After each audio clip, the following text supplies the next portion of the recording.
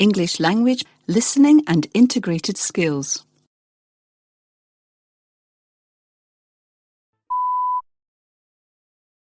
Before you hear the rest of the conversation, you have some time to look at questions.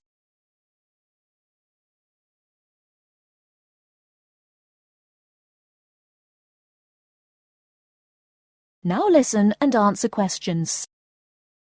OK, Stuart, we need to start planning our paper on public libraries. Have you thought of an angle yet? Well, there's so much we could look into.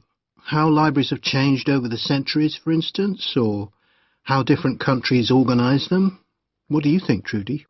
Maybe we should concentrate on this country and try and relate the changes in libraries to external developments, like the fact that far more people can read than a century ago, and that the local population may speak lots of different languages.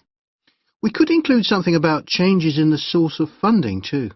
Yes, but remember we're only supposed to write a short paper, so it's probably best if we don't go into funding in any detail. Right. Well, shall we just brainstorm a few ideas to get started? OK. We obviously need to look at the impact of new technology, particularly the internet. Now that lots of books have been digitalised, people can access them from their own computers at home. And if everyone did that, libraries would be obsolete. Yes. But the digitalised books that are available online for free are mostly out of copyright, aren't they? And copyright in this country lasts for 70 years after the author dies. So you won't find the latest bestseller or up-to-date information. That's an important point. Anyway, I find it hard to concentrate when I'm reading a long text on a screen. I'd much rather read a physical book. And it takes longer to read on a screen. Oh, I prefer it. I suppose it's just a personal preference. I expect the libraries will go on evolving in the next few years. Some have already become centres where community activities take place, like local clubs meeting there.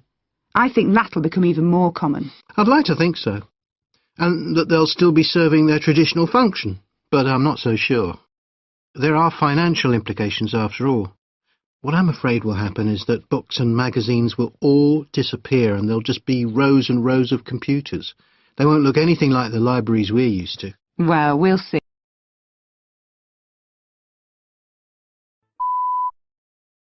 Before you hear the rest of the conversation, you have some time to look at questions.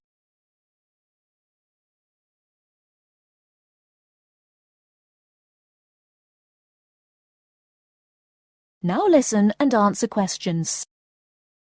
I've just had an idea. Why don't we make an in-depth study of our local public library as background to our paper?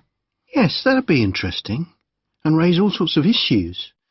Let's make a list of possible things we could ask about, then work out some sort of structure. For instance, we could interview some of the staff and find out whether the library has its own budget or if that's controlled by the local council. And what their policies are.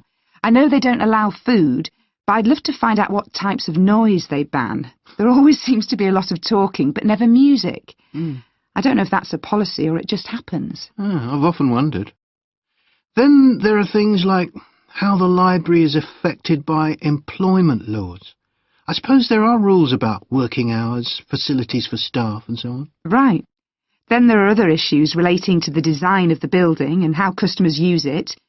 Like, what measures does the library take to ensure their safety? They'd need floor coverings that aren't slippery, and emergency exits, for instance. Oh, and another thing, there's the question of the kind of insurance the library needs to have, in case anyone gets injured. Yes, that's something else to find out. You know something I've often wondered? What's that? Well, you know they've got an archive of local newspapers going back years. Well, next to it, they've got the diary of a well-known politician from the late 19th century. I wonder why it's there. Do you know what his connection was with this area? No idea. Let's add it to our list of things to find out. Oh, I've just thought. You know, people might ask in the library about local organisations, like sports clubs. Well, I wonder if they keep a database, or whether they just look online. Right. I quite fancy finding out what the differences are between a library that's open to the public and one that's part of a museum, for example. They must be very different. Then something else I'd like to know is...